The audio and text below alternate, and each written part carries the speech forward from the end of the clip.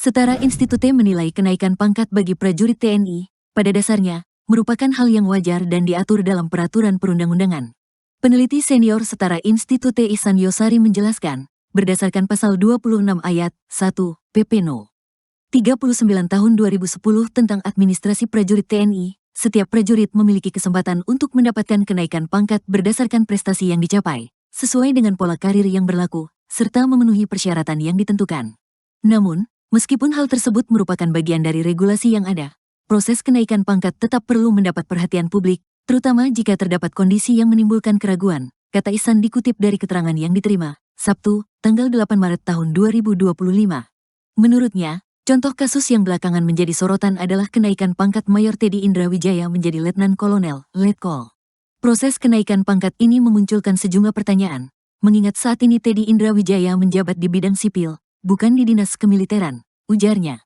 Ihsan mengatakan, dengan adanya faktor non-kemiliteran, banyak pihak merasa penting untuk mendapatkan penjelasan lebih lanjut mengenai latar belakang kenaikan pangkat tersebut, apakah terdapat unsur politik atau kekuasaan tertentu yang memengaruhi keputusan tersebut.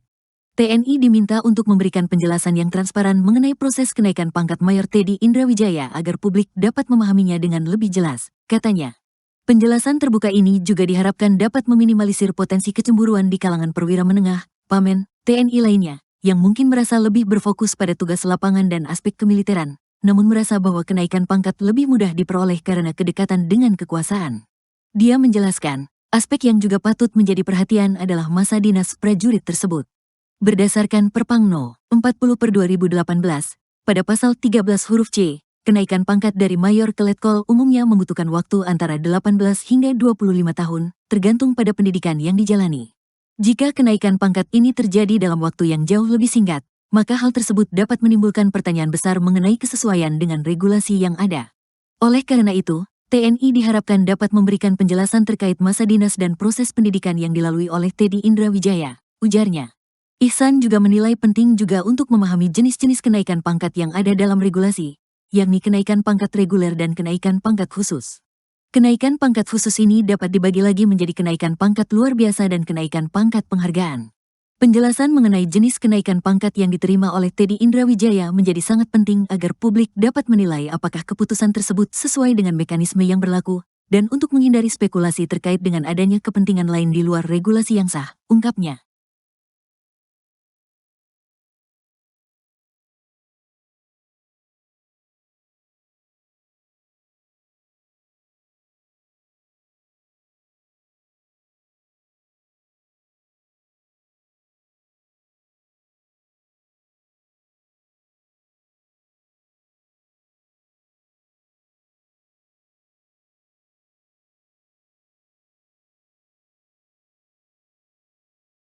Download Tribun X sekarang, menghadirkan lokal menjadi Indonesia.